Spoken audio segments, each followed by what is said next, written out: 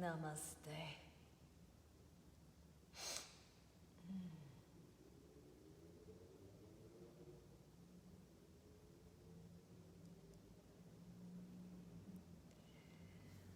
Wait for some people to pop on. Hi, Monica. Hi. Namaste, everybody.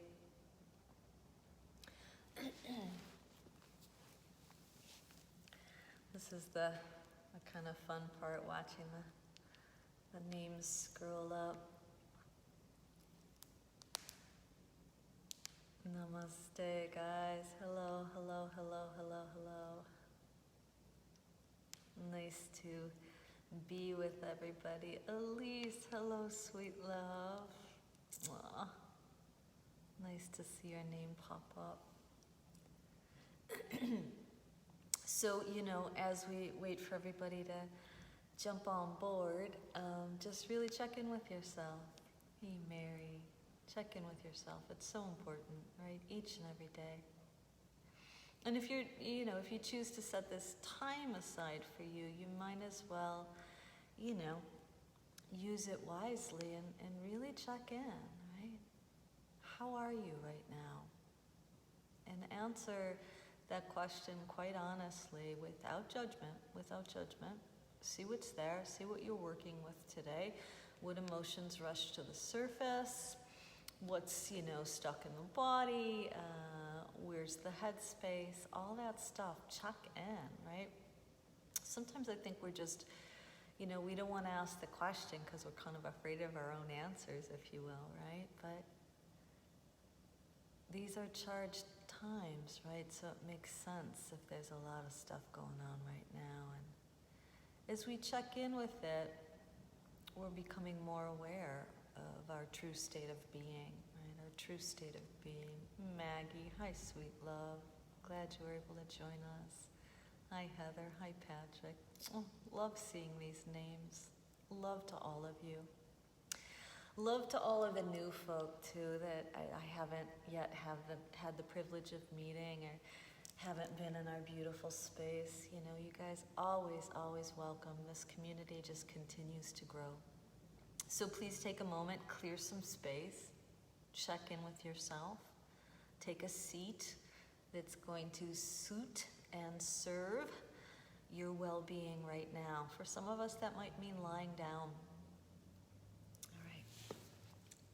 Let us tune in.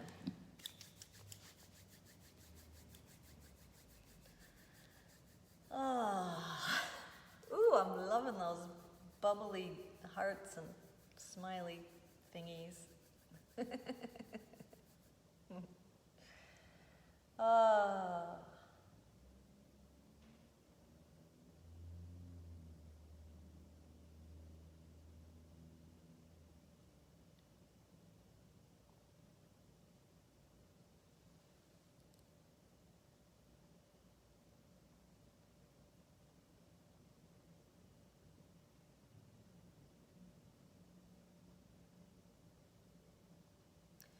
Breathe in.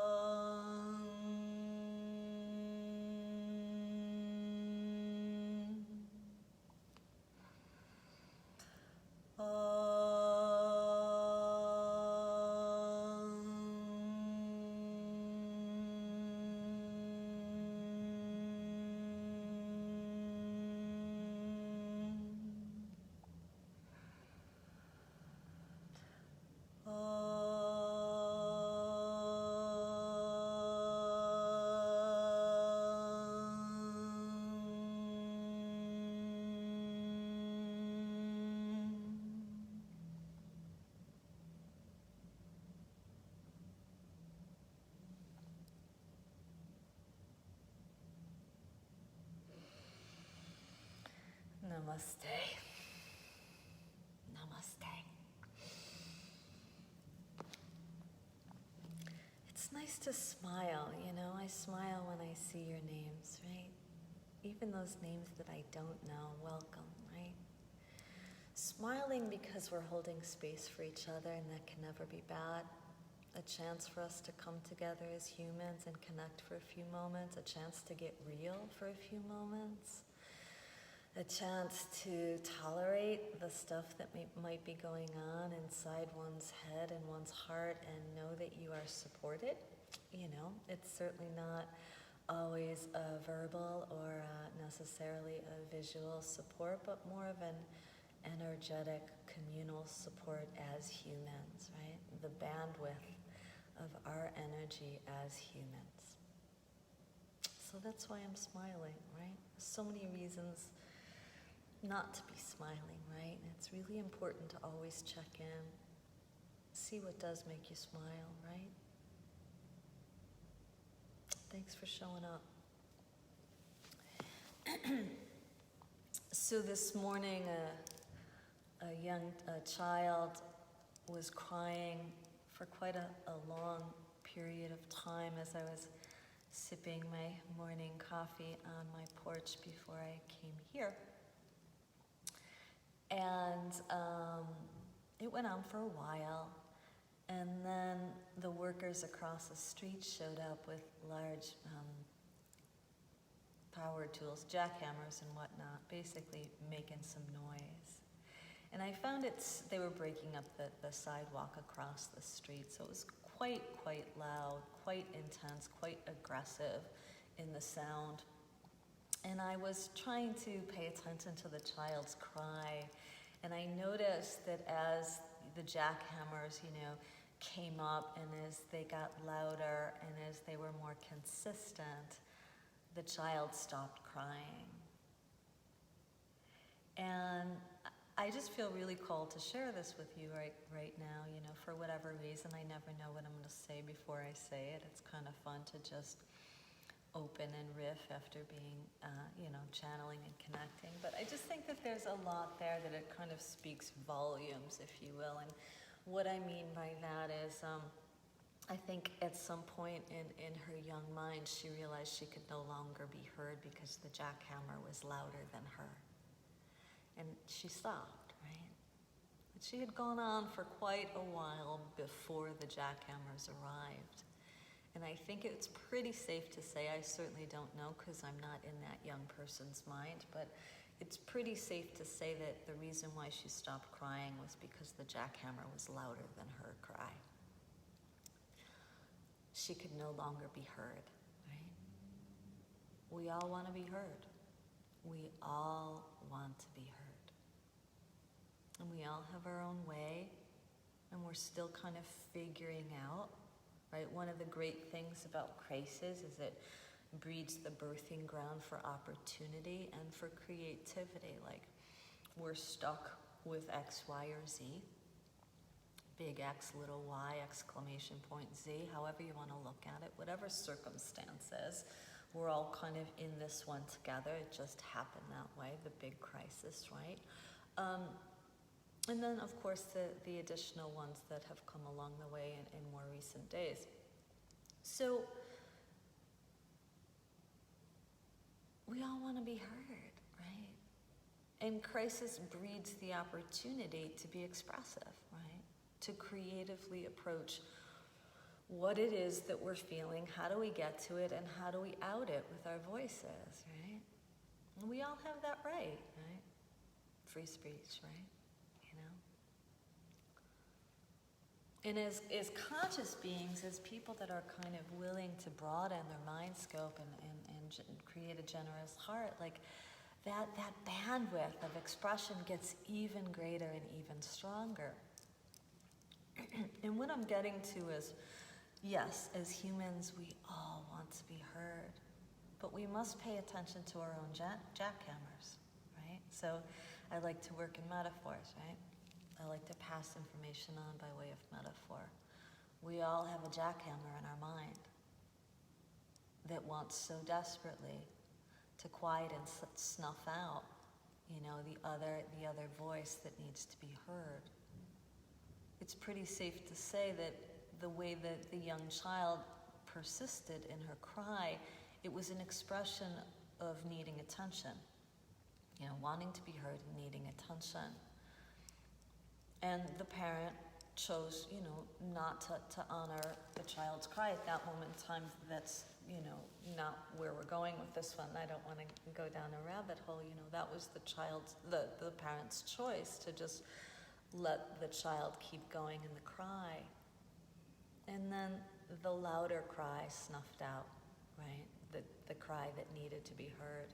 So we must pay attention, because we are the jackhammers of our own minds. We are the jackhammers of our own minds. So what I mean by that is the manager mind, the ego mind, the critical mind, the judgmental mind is always right there to snuff out those other voices that need to be heard, that are calling for your attention as an expressive, creative, vulnerable human being in crisis.